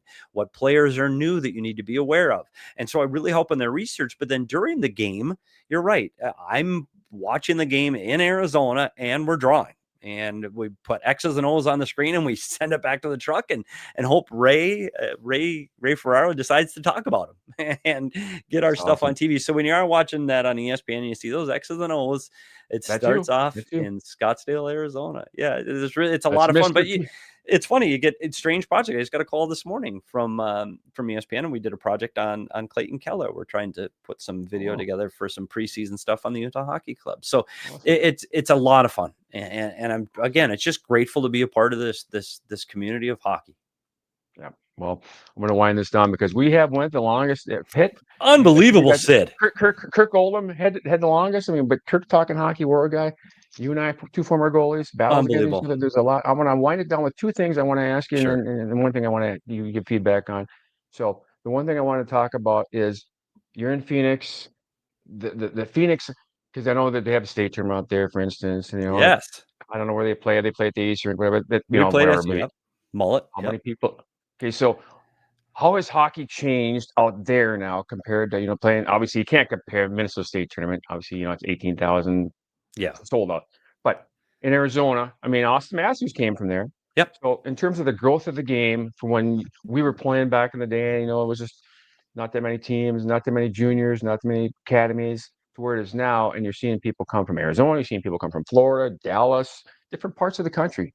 Can you talk about a little bit about that? Yeah, it's funny when you talk about players like Austin Matthews and Matty Nyes, who are, or Josh Doan, who were trained here in Arizona that become stars in the National Hockey League.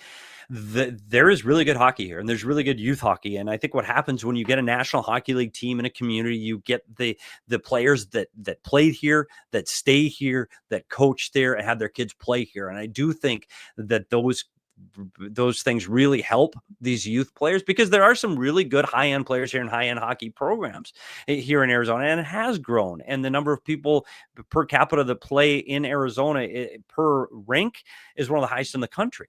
And it's growing and continue to grow. The fear is now that the Coyotes have left, will those numbers continue to grow? And that is a fear. And the problem with high school hockey here in Arizona versus high school in Minnesota is something we've already talked about. One, high school hockey here in Arizona is a club sport. The high schools don't help support them financially because they don't want to have to buy the ice because it's too expensive, or the equipment that is too expensive, or the insurance that it's too expensive. So they're club sports. But the club high school hockey here has grown, even the time I've been here over the last 20 years, how much this high school program has grown. And I take a lot of pride in that because I'm very involved with the high school program here because of my experience in Minnesota. And what Minnesota high school hockey is to that community, I want it to be here in Arizona. So I've been lucky enough to broadcast the state championship the last 5 years. And it's gone from this little tournament in a small building called Oceanside, which no longer exists, now to where the ASU Sun Devils play. And we've moved to the campus of ASU, and we're not quite there to 18,000 like you're getting in Minnesota, but we're getting thousands of people to a state hockey tournament here in Arizona, and it's growing. And I do hope that it gets to that level, because I do want kids to be able to put their high school on their sweater, get kids to show up at the arena and cheer and root them on. So it's really fun to watch that program continue to grow here in Arizona. Okay, good. I just wanted to know your feedback on that and what's going on in the state of Arizona and state of hockey in general. So one last question, then I want you to give your thoughts and feedback on something. You've been a video coach, but since your father was a legendary coach, any aspiration? I know we're getting later and a little longer in the tooth now, but any aspirations to actually ever get behind the bench? Those days are long past for me. And it's funny. There were times when I was with Arizona that I thought about it, and I went on the ice and pushed pucks around for the Coyotes, here and there. But it got to be the point where I knew what I was good at. I was good at sitting in front of a computer and watching and breaking down film and putting, like you talked about, the analytics, the statistics with those videos. And I was more valuable to our hockey team inside the video room than I was on the ice. I don't think that's where I translated into what I could do. I coach my kids' teams, my son's teams all the way up, because that's just what you do. That's what hockey dads do. But I didn't get that bug. I didn't get that desire to be the guy calling behind the bench. And I tell you what, now at my age, I'm grateful I took the path I took. And I look at all the guys that did get behind the bench, and it's hard, man. Yeah, the first day you start is the first day you're closer to getting fired, and you're going to have to move, and you're going to have to uproot your family. It's tough, man. It's a tough life. I was fortunate to be in Arizona for that entire 23-year span. Absolutely. I'm just wondering about that because of, like I said, the background with the family. Yeah, you bet, Sid. But the one thing is, if you're in coaching, if everybody likes you, you're doing something wrong. So let's be honest. Let's be honest. Maybe just like so. But and by the way, goalies do make some of the best coaches because of our eye. We see the game. Buddy, I'm with you.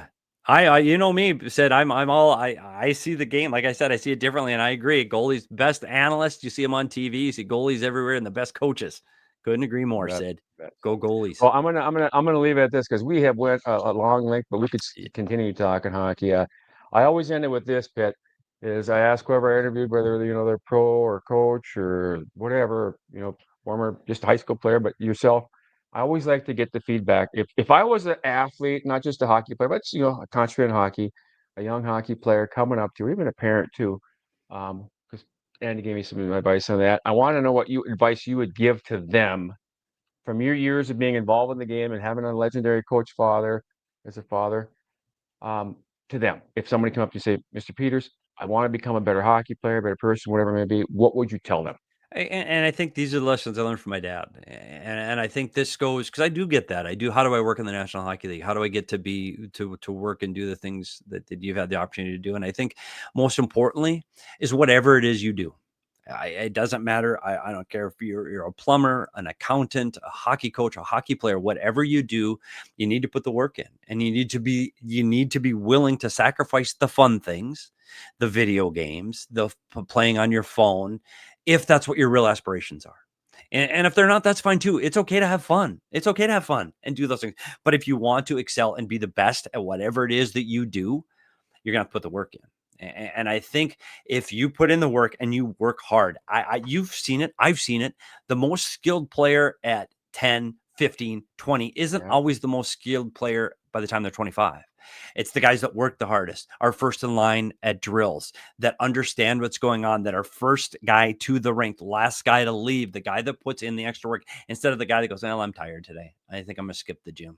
Those guys are the guys that end up falling off to the wayside. And you see it in the National Hockey League where there are guys that just work harder than everybody else, that they get to training camp and they just work harder. And you go, this kid's going to make it because they work so hard. So whatever it is that you do, just put everything into it. And it doesn't have to be hockey. It's whatever you do. If you're not willing to put in the time, again, that's fine. That's fine. We can't all be professional athletes. Not everybody can do that. But if you put in the time and do the best you can do, whether it takes longer, it's harder, the right way is the only way to do things. Not the shortcut way, not the cheap way, the right way. And if there's one message, Sid, it's do things the right way. Yeah. Sage advice from Mr. Steve Peters. And the advice you just mentioned, I saw Tyler Kennedy, formerly with the Penguins, do a little post on that. He says there's one thing that you cannot, that's going to offset you versus the best player out there is hard work, working hard. And you mentioned that, and that's very true. So, man, Pitt, I tell you what, this has been a long one. I could continue to talk with you, but I know we got to go out our days, and you enjoy the holiday weekend here with your family and friends and whatever you're going to do the rest of the day. But I can't thank you enough getting caught up. It's been a long time, man. And I really appreciate it. And hopefully the people back home, Bemidji, Roseville, whoever watching this throughout the interweb, will enjoy our interview. So I'm going to end it at that, and we'll just leave it at that. But again, I want to thank Steve Peters. And you can get a hold of Pitt. I see that at S Peters Hockey. That's your ex. I'm assuming that's your ex. That's my ex, buddy. Yep. S Peters Hockey. Check him out. Go on there. He's got a lot of different posts, talks about the podcast he's on, a lot of little clips on that, so you can follow him throughout there. Very knowledgeable. I'm sure we'll see him on some NHL broadcast, obviously, this year. So consider a friend, and obviously in the goalie union forever. I got them lifetime card carrying member of the goalie union, Steve Peters. I thank you so much. That's about it, boys and girls and fans out there. So long, everybody. Thank you much.